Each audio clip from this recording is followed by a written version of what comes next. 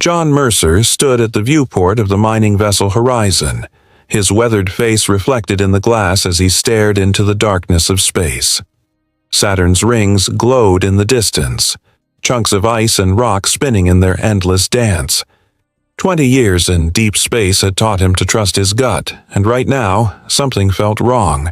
"Sir, we've got an anomaly at bearing 047, said Allen, the sensor operator. His voice cracked with tension. Mercer crossed the bridge in 3 quick strides. "Show me." The screen displayed a small object tumbling through space, leaving a faint trail of debris. Not an asteroid. Too regular in shape. "Magnify," Mercer ordered. The image zoomed in, revealing a sleek vessel with strange, curved architecture. Its hull was punctured in multiple places, and a soft blue light pulsed from within.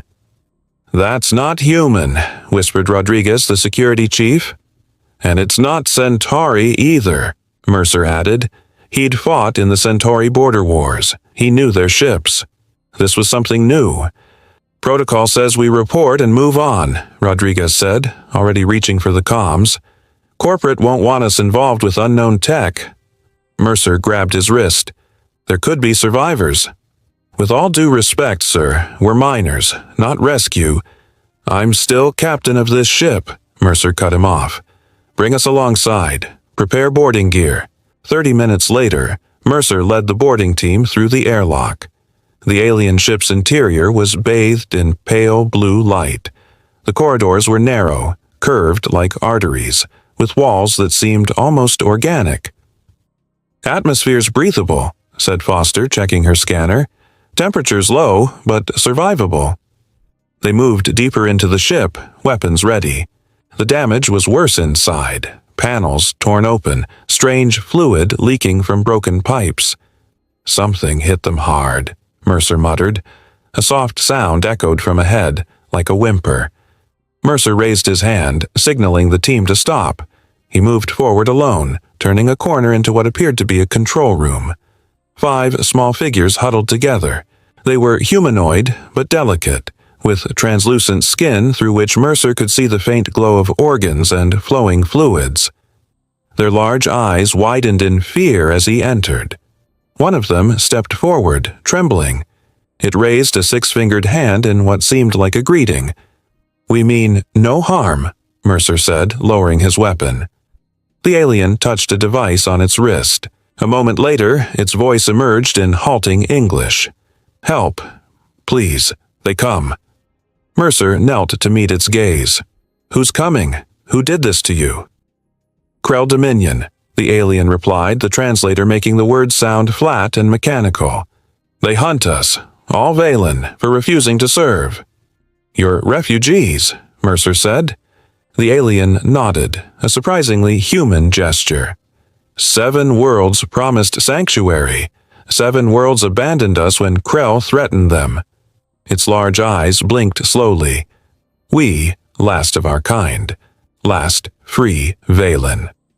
Mercer's comm crackled. "Captain, we've got a problem." Rodriguez's voice was tight with fear. "Long-range sensors just picked up multiple ships entering the system. Big ones, moving fast." The alien's translator sputtered as it spoke urgently. "Krell hunters. They find us. They kill all." Mercer made his decision instantly. "We're taking you with us. Now." As they rushed the frightened aliens toward the airlock, Foster's scanner began beeping wildly. "Captain," she said, her face pale, "those ships just accelerated. They'll be here in minutes." The lead alien gripped Mercer's arm with surprising strength. "You help us. They hunt you too. Your whole species." Mercer met its gaze. "Then they better be ready for a fight." The Horizon's engines roared to life, preparing for emergency jump to Earth as the first massive Krell warship appeared on the edge of the scanner range, weapons already charging. The United Earth Council chamber buzzed with angry voices. 200 representatives from every nation argued as images of the Valen refugees played on the massive screens. 3 weeks had passed since Mercer's return to Earth, and humanity remained divided. "These aliens bring war to our doorstep," shouted the Chinese delegate, slamming his fist down. "The Krell have conquered 70% of known space.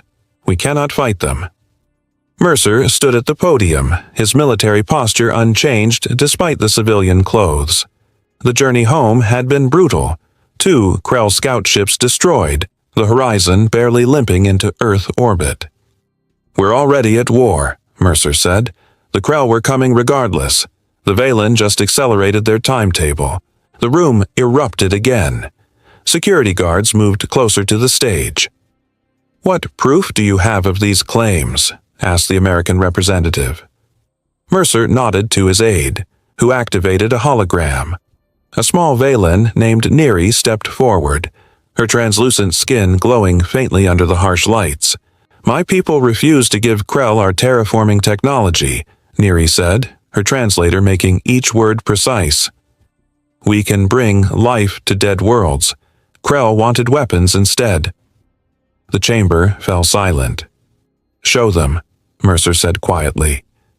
Neri removed a small container from her robe. Inside was a pale blue liquid. She poured a single drop onto the podium's metal surface. Within seconds, tiny green shoots emerged from the bare metal. Gasps filled the room. "This is what the Krell would weaponize," Mercer said. "Imagine this technology turned against living worlds." Outside the council building, crowds gathered. News of the aliens had leaked despite government efforts. Some protesters demanded the Valen be protected. Others wanted them gone. Back in the secure compound where the Valen were housed, Mercer met with a group of former military officers and scientists who supported his cause. "The council will debate for months," said Dr. Lena Harris, examining Valen medical data. "We don't have months." "Then we prepare without them," Mercer replied. He spread maps across the table. "I've identified potential defensive positions. Underground facilities that could shelter both humans and Valen." "You're talking about going against council orders," said Jackson, a former Navy SEAL. "That's treason." "I'm talking about survival," Mercer countered. "The Krell won't wait for votes." The meeting was interrupted when Neri returned from the council. Her normally blue-tinted skin had paled to almost white. "7 ships entered your solar system," she said. "Krell scout vessels." Mercer's team rushed to the monitors. The orbital defense grid showed the alien ships approaching Mars. "They're scanning," said Harris, "looking for Valen biosignatures." "How long until they reach Earth?" Mercer asked. 3 days, maybe 4. The emergency broadcast system blared to life. On every screen across the compound, the face of the United Earth Council president appeared. "Citizens of Earth," she began, her expression grim. "1 hour ago, we received a transmission from an alien force identifying themselves as the Krell Dominion." The screen changed to show a massive armored figure. Its face was hidden behind a metal mask with glowing red sensors. When it spoke, the voice was deep and mechanical. "People of Earth, you harbor fugitives of the Dominion. Surrender all Valen to our custody within 72 hours. Failure to comply will result in your extinction. This is not negotiable." The message ended. The room fell silent. Mercer looked at Neri, then at his team. "Get everyone ready to move. We're not surrendering anyone." Outside, the evening sky flashed with light as the first Krell ships entered Earth's atmosphere, ignoring all warnings from orbital defense platforms. The deadline hadn't even started, and the invasion had already begun. The Australian outback burned under twin suns, Earth's natural star and the artificial glare of Krell bombardment. Mercer crouched behind a ridge of red rock, watching enemy dropships land in the valley below. The Krell had attacked 12 hours before their own deadline expired. "Orbital defenses are gone," Jackson reported through the comm. His voice crackled with static. "They hit every satellite simultaneously." Mercer wiped dust from his tactical visor. The plan to evacuate the Valen to Mars had collapsed when Krell forces seized the launch facilities. Now they were running a desperate backup, hiding the aliens in the vast Australian desert until transport could be arranged. "Status on the convoy?" Mercer asked. 5 kilometers out and closing. 23 vehicles, all Valen accounted for. Mercer signaled to his team spread across the ridge. 30 former Special Forces operators, the only military response they could muster after governments worldwide fractured in panic. "Remember, aim for the joints in their armor," Mercer instructed. "Standard rounds won't penetrate the chest plates." The first Krell troops emerged from their ships. They stood nearly 8 feet tall, encased in black armor with glowing red power lines. Each carried a weapon that looked like a cross between a rifle and a chainsaw. "They're heading straight for the bunker," whispered Harris over the comm. She was with the Valen in the underground facility 2 kilometers away. "How did they find us?" "Someone talked," Mercer replied grimly. "Doesn't matter now." He gave the signal. His team opened fire from hidden positions around the valley. The Krell troops scattered, returning fire with weapons that turned sand to glass. "Keep them pinned down," Mercer ordered. "Convoy needs 5 more minutes." A Krell blast hit the ridge near Mercer, showering him with molten rock. 3 of his team were down already. The Krell advanced methodically, their armor shrugging off most hits. Then Mercer saw it. A Krell soldier stumbled as a bullet hit its leg joint. Blue liquid sprayed from the wound. The massive alien fell to one knee, and its armor began to spark and malfunction. "Harris," Mercer called urgently. "The Valen blood. What happens when it contacts Krell tech?" "Unknown," she replied. "Why?" "I just saw—" Mercer ducked as another blast hit nearby. "I think their blood disables Krell systems on contact." A moment of silence. Then Harris's voice excited. "The Valen say yes. Their blood contains compounds that disrupt Krell technology. It's why the Krell want them all dead." Mercer made a quick decision. "Get me 5 vials of Valen blood. We're coating our ammunition." 10 minutes later, the tide turned. Bullets dipped in Valen blood caused Krell armor to short-circuit on impact. The alien advance faltered as their systems failed. The convoy of trucks roared into the valley, racing toward the extraction point where a stolen shuttle waited. Mercer directed the loading operation as his team held the perimeter. "Last group boarding now," Jackson reported. Mercer turned to join them when a massive explosion knocked him off his feet. A new Krell ship had arrived, 3 times larger than the others. Its main cannon had just destroyed their escape shuttle. "Find another way out," Mercer shouted into his comm as he scrambled for cover. A beam of energy cut across the ground, separating Mercer from the convoy. He watched in horror as a Krell drop pod landed between him and his team. The pod opened. A Krell commander stepped out, its armor more elaborate than the others. It removed its helmet, revealing a gray reptilian face with 4 yellow eyes. "John Mercer," it said in perfect English. "I've been looking for you." Mercer raised his weapon, but a stun blast from behind knocked him unconscious. As darkness took him, he heard the commander speak again. "Bring him to the ship. The human must learn why we hunt the Valen. He must understand the prophecy." The last thing Mercer saw was the convoy escaping into the distance as Krell troops carried him toward their command ship. 6 months had passed since Australia. The hidden Mars base hummed with activity as Mercer studied the holographic map of Earth. Red dots marked Krell strongholds. Green showed human resistance. There were far too few green dots. "The weapon is ready," said Neri, entering the command center. The small Valen looked tired. Her people had worked non-stop since Mercer's escape from Krell captivity 3 months ago. Mercer nodded, the scar across his face pulling tight. The Krell commander had told him everything during those weeks of imprisonment, about the ancient prophecy that a human-Valen alliance would end Krell dominance, about how they had hunted the Valen across 17 star systems. "Show me," he said. Neri placed a small cylinder on the table. "We call it Pulse. It contains modified Valen biological compounds that disable Krell systems within a 50-mile radius. And the delivery system? One human must board the Krell flagship and activate it manually. The compound must be fresh. Mercer picked up the cylinder. I'll do it. No, said a voice from the doorway. You won't. Kate Mercer stood there, her Earth Defense Force uniform dusty from the journey through the underground tunnels connecting their Mars outposts. Once his wife, now the commander of Earth's remaining military forces.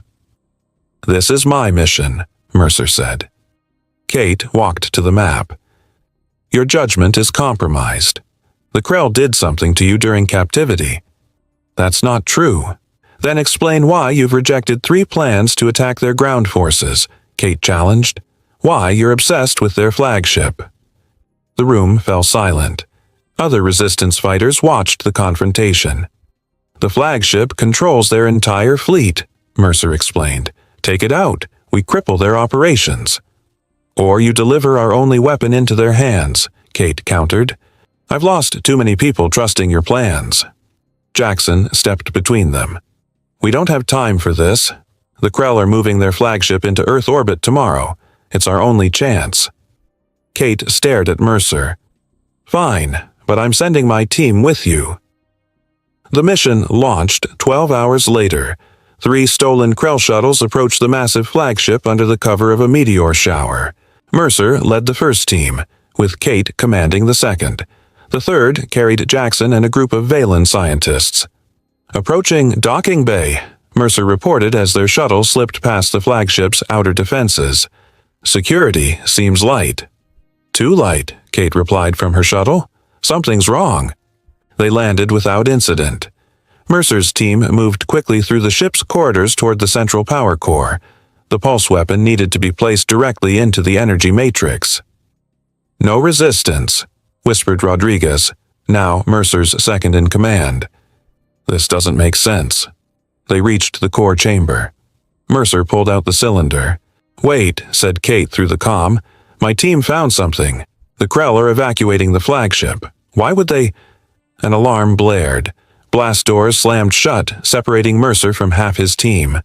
It's a trap, Kate shouted. Get out now. Mercer ran to a computer terminal. The ship's targeting system is active. They're aiming at Earth's major cities. The weapon, Rodriguez urged. Use it now. Mercer hesitated. The pulse would disable the flagship, but the Krell had planned for this. They'd positioned the ship to fall into Earth's atmosphere if its systems failed. Mercer, what's happening? Kate demanded. If I activate the pulse, the flagship will crash into the Atlantic. Millions will die. And if you don't, their weapons will kill billions, Kate replied. Do it. Mercer's hand hovered over the cylinder. Then he saw it, a message flashing on the terminal screen. A transmission from the Krell commander. Surrender the Valen, or watch your world burn. You have 1 hour to decide. The screen showed live feeds of Krell planet killer weapons positioned above every major city on Earth. John, Kate's voice softened. What do we do? Mercer closed his eyes.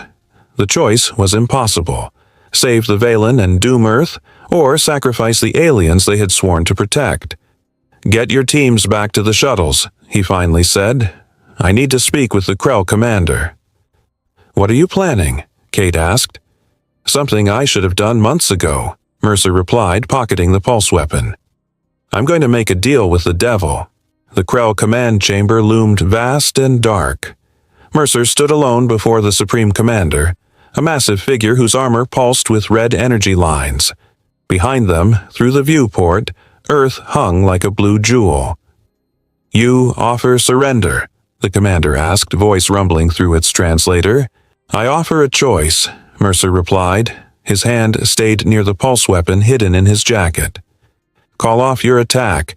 We'll negotiate terms. The commander laughed, a harsh mechanical sound. There is nothing to negotiate. The prophecy must be prevented. What prophecy? Mercer demanded. That humans and Valen together might someday challenge you? Is that worth genocide? You do not understand. The commander activated a hologram showing DNA strands. Human genetic code contains elements we have seen only once before, in the creators who abandoned us. Mercer stared at the display.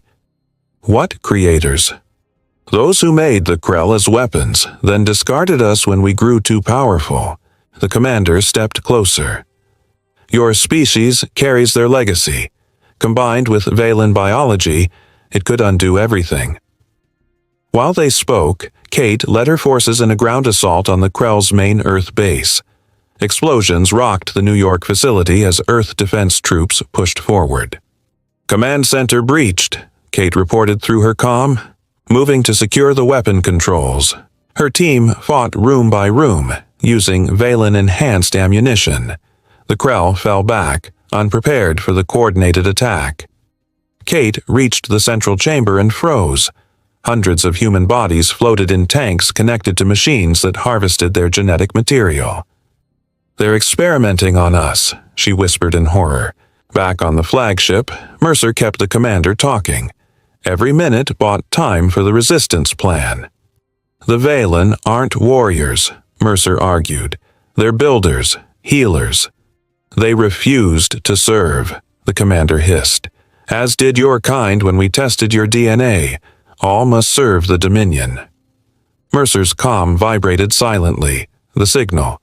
Kate had secured the Earth base. The Valen volunteers were in position on the captured Krell shuttles surrounding the flagship.